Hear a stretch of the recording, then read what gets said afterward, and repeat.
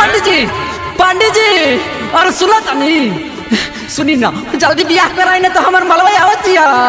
हाँ हमार गर्लफ्रेंड आवतिया। हाँ ब्याह करावा जल्दी। ओम मंगलम भगवान मंगलाय गुरुध्वज मंगल मंगलाय तनो हरि सर मंगल मांगले शिव सर्वदार शादी के शरणाय त्र्यंबके गौरी नारायणी नमस्तुते। लड़का लड़की दोनों खड़ा हो जाइए। हाँ, ला पंडित जी 500 करेला। लाओ जल्दी लाओ। पंडित जी जल्दी कराओ। पंडित जी करावा। देखिए आ गई। अरे बाबू तुम मुझे नहीं छोड़ सकते हो बाबू। मैं तुम्हारे बिना नहीं जी सकती हूँ बाबू। ऐसा मत करो बाबू। छोड़ो मुझे मेरे बाबू से मिलने दो बाबू।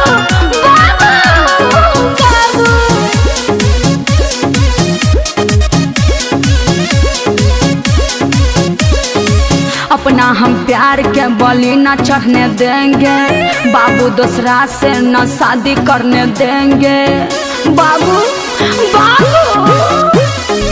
अपना हम प्यार के बलि न चढ़ने देंगे बाबू। दूसरा से न शादी करने देंगे। हम के खून के आंसू रुलाओ ना बाबू। ओ बाबू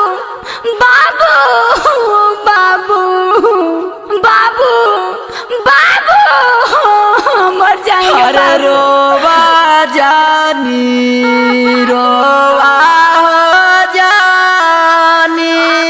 चुपा तुम हो जाओ ना।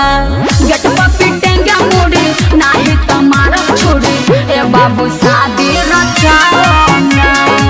गटवा पीटेंगे मुड़ी नहीं तुम्हारा छोड़ी ए बाबू शादी रचाओ ना।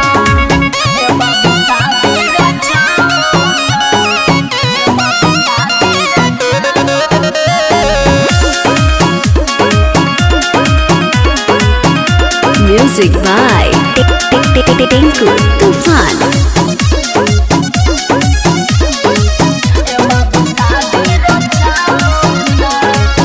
वादा कोइला क्रिया खैला दोसरा के भैला काहे हमारा के छोड़ काहे दिलाए माँ जानुआ। दिलबा हमार तोरी दिलाए माँ जानुआ। मेरा बाबू तेरा बाबू अब तुम्हारा न रहा। दिल बाड़ा तू धोखा काहे हमसे कहो मलावा बाबू। मेरा बाबू तेरा बाबू अब तुम्हारा न रहा। दिल बाड़ा तू धोखा काहे हमसे कहो बाबू अब कुछ नहीं हो सकता ऐसा है। मत बोलो ना। सिंदूर दूसरा के माथे सजाओ ना बाबू। ऐसे क्यों कर रहे हो बाबू? तुम्हारे लिए मैंने क्या नहीं किया बाबू? क्यों मुझे ऐसे छोड़ रहे हो बाबू?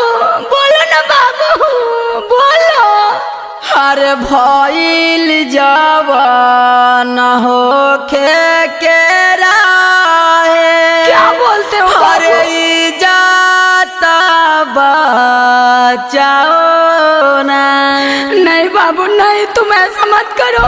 गटवा पीटेंगे मुड़ी नहीं तुम्हारा छोड़ी ए बाबू शादी रचाओ ना। गटवा पीटेंगे मुड़ी नहीं तुम्हारा छोड़ी ए बाबू शादी रचाओ ना।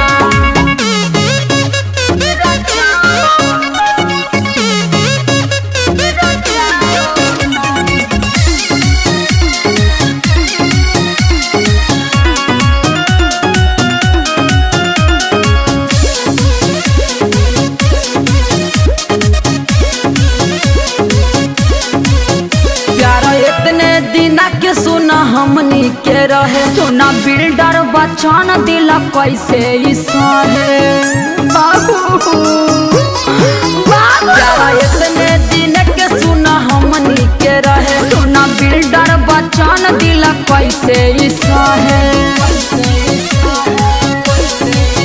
प्यार ऐसे हमारा भुलाओ ना बाबू।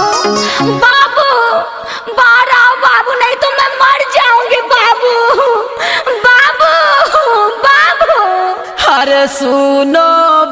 बाबू सुनो